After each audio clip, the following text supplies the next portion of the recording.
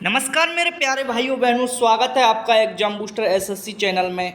आज की क्लास में अपन करने वाले हैं 25 महत्वपूर्ण क्वेश्चन। जैसा कि आप डेली करते हैं ये क्लास के लिए, और इस क्लास में अपन 25 महत्वपूर्ण क्वेश्चन करते हैं लूसेंट का। जो लूसेंट के अपन 25 क्वेश्चन निकालते हैं, बड़े इंपॉर्टेंट क्वेश्चन है। अभी अपनी लूसेंट में चल रही है साइंस कुछ दिनों में ख़त्म हो जाएगी। अभी अपनी बायोलॉजी चल रही है, बायोलॉजी कुछ दिन में ख़त्म हो जाएगी। फिर चलाएंगे फिजिक्स, फिर केमिस्ट्री, धीरे धीरे सब खत्म कर लेंगे, ठीक है। तो डेली टारगेट बनाने के लिए अपने चैनल को सब्सक्राइब कर लीजिए। डेली लूसेंट पढ़ो, 25 क्वेश्चन डेली करो, उसकी हेडिंग पर टिक करो और आगे बढ़ते जाइए। चलो स्टार्ट करते हैं क्वेश्चन। आशा है कि मेरी बात आपको समझ में आई होगी, तो आप जरूर इस चैनल से जुड़ जाएंगे। देखो, सबसे पहला क्वेश्चन है, बंची टॉप ऑफ बनाना रोग किससे होता है? बंची टॉप ऑफ बनाना रोग, ऐसा ही क्वेश्चन आएगा सीधा। ये मत सोचना कि इंग्लिश में लिखा, ऐसा ही क्वेश्चन बनेगा वहाँ पे भी, पेपर में भी, ठीक है। बंची टॉप ऑफ बनाना किससे बना होता है? तो वायरस से बना होता है। ये किससे बना होता है मेरे प्यारे भाइयों? वायरस, ठीक है। पादप रोग पढ़ेंगे आज अपन, ठीक है, वायरस से। कलर चेंज रोग में क्या होता है? जो पत्तियों का कलर हो जाता है ना चेंज, उस रोग को क्या बोलते हैं? तो पत्तियों का रंग बदलना ही कलर चेंज बोलते हैं, कलर चेंज रोग। ऐसे ही बनता है सीधा क्वेश्चन, कलर चेंज रोग क्या होता है? तो पत्तियों का रंग बदल जाता है ना, पीला पड़ जाता है, उसको क्या बोलते हैं? कलर चेंज रोग। जीवाणु जनित रोग क्या है? जीवाणु जनित रोग क्या है? तो आलू का मुरझा रोग ये जीवाणु जनित रोग है ना, ये अपनी हेडिंग है, अगली हेडिंग, ठीक है। देखो, आलू का मुरझा रोग किससे होता है? आलू का मुरझा रोग किससे होता है? तो जीवाणुओं से होता है। जो आलू का मुरझा रोग होता है वो किससे होता है? जीवाणुओं से, ठीक है। ब्लैक आर्म ऑफ कॉटन क्या है? यही लिखा क्या? हाँ, ब्लैक आर्म ऑफ कॉटन क्या है? तो कपास का जीवाणु रोग होता है। ब्लैक आर्म ऑफ कॉटन क्या होता है? कपास का जीवाणु रोग। कपास का जीवाणु रोग को क्या बोलते हैं भैया? कपास के जीवाणु रोग को क्या बोलते हैं? ब्लैक आर्म ऑफ कॉटन, ठीक है। क्लियर यहाँ तक? धान का बैक्टीरियल ब्लाइट किससे होता है? तो धान का बैक्टीरियल ब्लाइट होता है ना धान में। धान जानते हो जिसमें चावल निकलते हैं, उसमें क्या होता है? बैक्टीरियल ब्लाइट किससे होता है? तो वो जीवाणु ही से होता है। किससे होता है? जीवाणु से। सीधा क्वेश्चन पूछ जाते हैं ऐसे, बड़े इंपॉर्टेंट क्वेश्चन है। 25 क्वेश्चन रखते हैं अपन डेली लूसेंट के। टारगेट कर लो लूसेंट को, और लूसेंट से भैया दोस्त कुछ भी बाहर नहीं जाता है मेरे प्यारे भाइयों बहनों। लूसेंट अगर एक बार पढ़ लो ना, तो लूसेंट से लगभग अपनी जीएस कंप्लीट हो जाती है। आप ये जानते हो इस बात को। तो जैसा कि थंबनेल में आपने देखा होगा, जो लूसेंट बुक दिख रही है न्यू एडिशन, वही बुक करा रहा हूँ आपको। तो धान का बैक्टीरियल ब्लाइट किससे होता है? जीवाणुओं से। क्लियर यहाँ तक? चलो आगे चलते हैं। मैं जूम कर दे रहा हूँ जिससे कि आपको अच्छे से दिखे। सिट्रस कैंसर क्या है? सिट्रस कैंसर क्या है? तो खट्टे फलों का जीवाणु सिट्रस कैंसर होता है। क्या होता है? खट्टे फलों का जीवाणु को सिट्रस कैंसर कहा जाता है। देखो, जैसे कि नींबू में कौन सा अम्ल पाया जाता है? सिट्रिक अम्ल पाया जाता है। तो खट्टे फलों में सिट्रिक अम्ल पाया जाता है, तो सिट्रस कैंसर वहीं से बनता है, ठीक है। सिट्रस कैंसर किससे बनता है? खट्टे फलों का जीवाणु रोग। बोलो क्लियर यहाँ तक? बोलो क्लियर यहाँ तक? देखो, टुड्डू रोग किस फसल में होता है? टुड्डू मतलब ऐसी फसल जो गेहूँ रहती है ना, गेहूँ ऐसी ऐसी मुड़ जाती है, ऐसी मुड़ जाती है मुड़, तो उसको क्या बोलते हैं? टुड्डू रोग। टुड्डू रोग किस फसल का है रोग भैया? तो गेहूं का, ठीक है। तत्वों की कमी से होने वाले रोग, अब अगली हेडिंग पे चलते हैं। तत्वों की कमी से होने वाले रोग, तो देखो, जस्ता की कमी से क्या होता है? जस्ता मतलब जिंक की कमी से क्या होता है? Little leaf. जिंक की कमी से कौन सा रोग होता है? Little leaf. आयरन की कमी से क्या होता है? पत्तियां पीली पड़ जाती हैं। जो पत्तियां होती हैं ना पेड़ पौधों में, वो पीली किसकी वजह से पड़ जाती हैं? आयरन की वजह से, ठीक है। आयरन की वजह से पत्तियां पीली पड़ जाती हैं। आयरन मतलब लोहा, ठीक है। आयरन किससे मिलता है? पालक से मिल जाता है। इस प्रकार जैसे हम पाया जाता है ना पालक में आयरन, जो मनुष्य के लिए बड़ा हेल्पफुल रहता है, ठीक है। पोटेशियम की कमी से क्या होता है? पोटेशियम की कमी से पत्तियां जलने लगती हैं। पोटेशियम मतलब वो सूखने सी लगती हैं पत्तियां, पोटेशियम की कमी हो जाती है तो पत्तियाँ वो बीच बीच में सूख जाती हैं। ऐसे कभी देखा हो तुमने कोई पेड़ पौधा तो बीच में सूखी पत्ती रहती है कुछ, मतलब जवाजी जिसमें रोग हो जाए तब की बात है। ठीक है, पोटेशियम की कमी से। कैल्शियम की कमी से क्या होता है? कैल्शियम की कमी से क्या होता है मेरे प्यारे भाइयों? कैल्शियम की कमी से क्या होता है तो अगली स्लाइड में चलते हैं।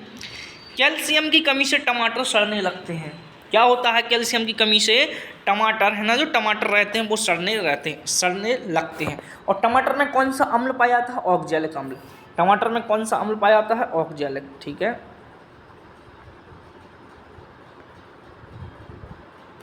यहाँ पे बन नहीं रहा है। ऑक्जेलिक अम्ल पाया जाता है टमाटर में।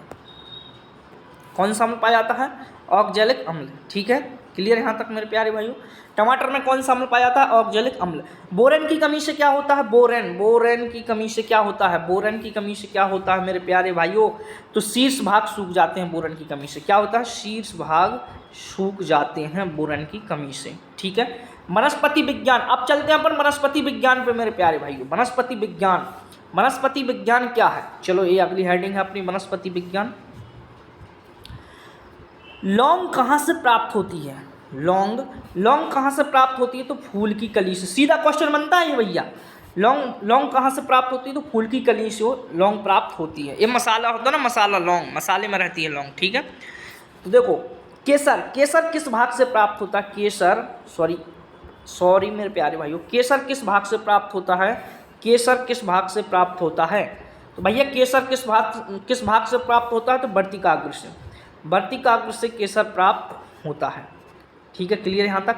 रेजिन कहाँ से मिलता है? पौधों से। रेजिन कहाँ से मिलता है? पौधों से। ठीक है, अफीम किस पौधे से मिलता है? अफीम किस पौधे से मिलता है? तो पोस्ता से क्या मिलता है? अफीम। पोस्ता पौधा होता है एक, तो अफीम वहाँ से मिलता है। क्लियर यहाँ तक? बोलो क्लियर यहाँ तक?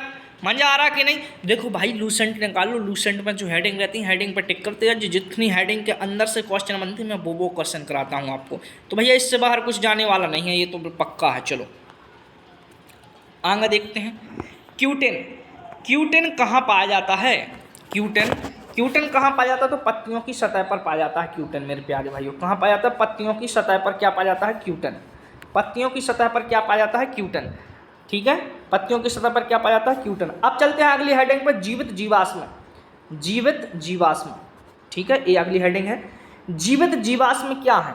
जीवित जीवाश्म क्या है? ये जीवित जीवाश्म क्या है? तो पुराने जीव जो आज भी जीवित हैं, जो पुराने जीव होते हैं ना, जो आज भी जीवित हैं। जैसे कि अभी तुमने देखा जू घर में, चिड़ियाघर में, बड़े बड़े पार्कों में जो पले हुए हैं जो पुराने जीव, वो आज भी जीवित हैं, जो जीवित जीवाश्म बोलते हैं। ठीक है, एक उदाहरण बताइए, जैसे साइकस कोयलाकैंथ, साइकस या कोयलाकैंथ, ये मतलब इसके उदाहरण है। ठीक है, बहुत पुराने जीव हैं ये। अब चलते हैं भैया पारिस्थितिक इकोलॉजी भैया, पारिस्थितिक तंत्र तो नहीं बोल सकते हैं इसको, पारिस्थितिक बोलते हैं, पारिस्थितिक। ठीक है, इकोलॉजी। तो भैया इकोलॉजी के जितने भी क्वेश्चन बने सब रख लिए। इकोलॉजी क्या है? पारिस्थितिकी क्या है? जीवों और वातावरण के संबंध के अध्ययन को पारिस्थितिकी बोलते हैं। जीवों और वातावरण के अध्ययन को क्या बोलते हैं? पारिस्थितिकी बोलते हैं। क्लियर यहाँ तक? जनसंख्या, अगला क्वेश्चन क्या है? पॉपुलेशन क्या है? जनसंख्या क्या है? एक क्षेत्र में एक ही प्रजाति के जीवों को क्या बोलते हैं? जनसंख्या बोलते हैं।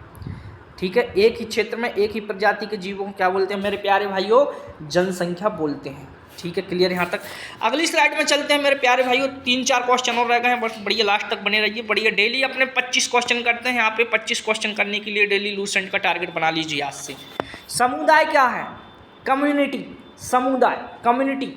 समुदाय क्या है भैया? समुदाय क्या है? विभिन्न प्रजातियों के समूह को समुदाय बोलते हैं भैया। जैसे कहीं भेड़ आ गए, मान लो कि अपन पादप पढ़ रहे हैं, जैसे कि विभिन्न प्रजातियों के पेड़ पौधे हैं, जैसे नीम, आम, अमरूद, है ना, कुछ प्रकार के ऐसे बहुत सारे, सरसैन, इमली, नींबू, इस प्रकार के जो अनेक प्रकार के पौधे इकट्ठे हुए हैं उन्हें विभिन्न प्रजातियों का समूह बोल देंगे।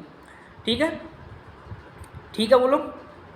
पारिस्थितिकी तंत्र क्या है? पारिस्थितिकी तंत्र क्या है? जीव और वातावरण के तंत्र को पारिस्थितिकी तंत्र बोलते हैं। जीव और वातावरण के, ठीक है, जीव और वातावरण के तंत्र को क्या बोलते हैं? पारिस्थितिकी तंत्र बोलते हैं। सबसे बड़ा पारिस्थितिकी तंत्र कौन सा है? तो महासागर। सबसे बड़ा पारिस्थितिकी तंत्र कौन सा मेरे प्यारे भाइयों? महासागर। पारिस्थितिकी तंत्र शब्द किसने दिया? तो